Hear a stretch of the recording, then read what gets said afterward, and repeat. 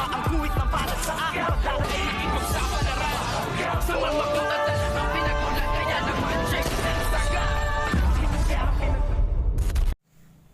Good morning and welcome sa aking munting channel. Hindi nga sinasadya ang biglaang pagkagtatagpo nitong ang si General Pacheco at nitong si Ramon Montenegro na ngayon nga ay magkaharap na silang dalawa at hindi nga din sukat akalain nitong ang si General Pacheco na buhay pa pala itong si Ramon Montenegro na ang buong akala ng lahat ng kapulisan ay sumakabilang buhay na nga ito dahil sa pagtapos nga nitong si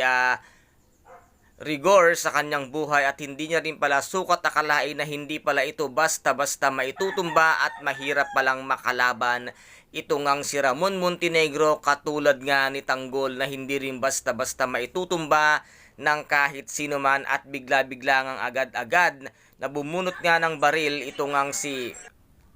at tinutukan nga ang agad-agad nito ngang si Ramon, itong si General Pacheco at sinabi naman ni General Pacheco na huminahon ka Ramon, hindi ako pumunta rito para nga makipaglaban or hulihin ka at agad-agad nga niyang kinuha ang kanyang cellphone at ipinakita nga dito ang larawan nga nitong si Tanggol na siya namang ikinagulat nga nitong si Ramon Montenegro. Saan mo ko nakita at kilala mo ba ang taong iyan dahil matagal na nga itong hinahanap nitong ang siya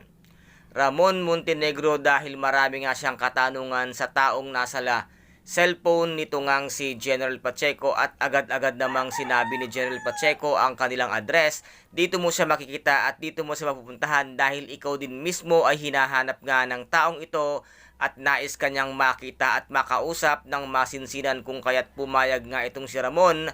at kinuha niya ang address kung kaya't pupuntahan nga niya ngayon kung saan naroon ang address nitong ang si Tanggol kasama ng kanyang mga grupo. Dito na kaya tuluyang magkita at magkausap ang tunay na mag-ama at dito na rin kaya mabubuking ang kalokohang pagpapanggap nitong ang si David na nasa mansyon ngayon ng mga Montenegro nagpanggap bilang isang tanggol. Ito na rin kaya ang kanyang katapusan at ito na kaya ang araw para nga muling magkita at magkakilanlan ang tunay na mag-ama sa tulong nga nitong si General Pacheco. Kaya guys, napakarami pa po nating mga aabangan dito nga sa susunod na episode sa FPJ ang Batang Quiapo. At kung nagustuhan po ninyo ang akin videos for today,